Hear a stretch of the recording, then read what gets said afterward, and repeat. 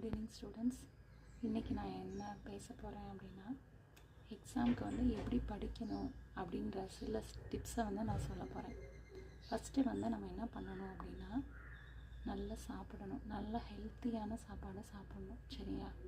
காய்கறி, கீரைகள் அதெல்லாம் நல்லா சாப்பிடுங்க. அதே மாதிரி நல்லா தூங்குங்க.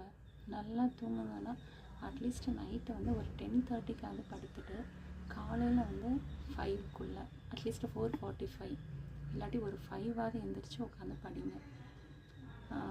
ஃபஸ்ட்டு வந்து நமக்கு சாப்பாடு, அதே மாதிரி நல்ல தூக்கம் இருக்கணும்.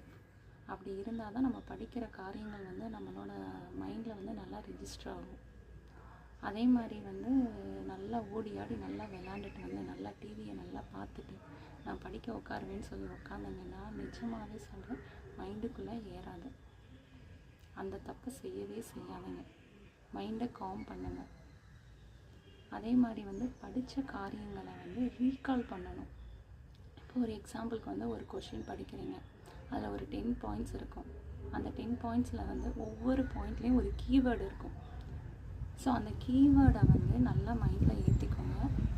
அதை வந்து நீங்கள் ஃப்ரீயாக இருக்கிற சமயத்துலலாம் அந்த கீவேர்டு வந்து உங்கள் மைண்டுக்குள்ளே கரெக்டாக வருதா அப்படின்றத ரீகால் பண்ணுங்கள். நீங்கள் சப்போஸ் உங்களுக்கு அது வரலை அப்படின்னா திருப்பி புக்கை எடுத்துகிட்டு அந்த கீவேர்டை பார்த்துக்கோங்க.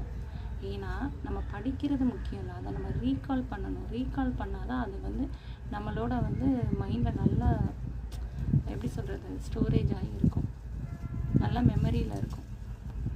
ஸோ நிறைய பேர் என்னென்னா அப்படியே படிச்சுட்டு அப்படியே விட்டுறாங்க. ரீகால் வந்து ரொம்ப முக்கியம். ரீகால் பண்ணாட்டி படித்த காரியங்கள் மைண்டுக்குள்ளே இருக்காது. இப்போ ஃபார் எக்ஸாம்பிள் இப்போ மேக்ஸில் ஒன்று சொல்கிறேன்னு வச்சுக்கோங்க. குவாட்ரடிக் இக்குவேஷன்னா குவாட்ரடிக் இக்குவேஷன் என்ன ஃபார்மேட்டில் இருக்கும், அதாவது என்ன ஃபார்மில் இருக்கும் அப்படின்றது தெரியணும். அதே மாதிரி வந்து சம் ஆஃப் த ரூட்டு நான் எப்படி கண்டுபிடிக்கணும், ப்ராடக்ட் ஆஃப் த ரூட் எப்படி கண்டுபிடிக்கணும் அப்படின்றது தெரியணும். அதே மாதிரி டெல்டா கிரேட்டர் தான் 0னா என்ன, லெஸ் தேன் 0னா என்ன, ஈக்குவல் டு 0னா என்ன, இந்த மாதிரி சிம்பிளானது சொல்கிறேன் நான்.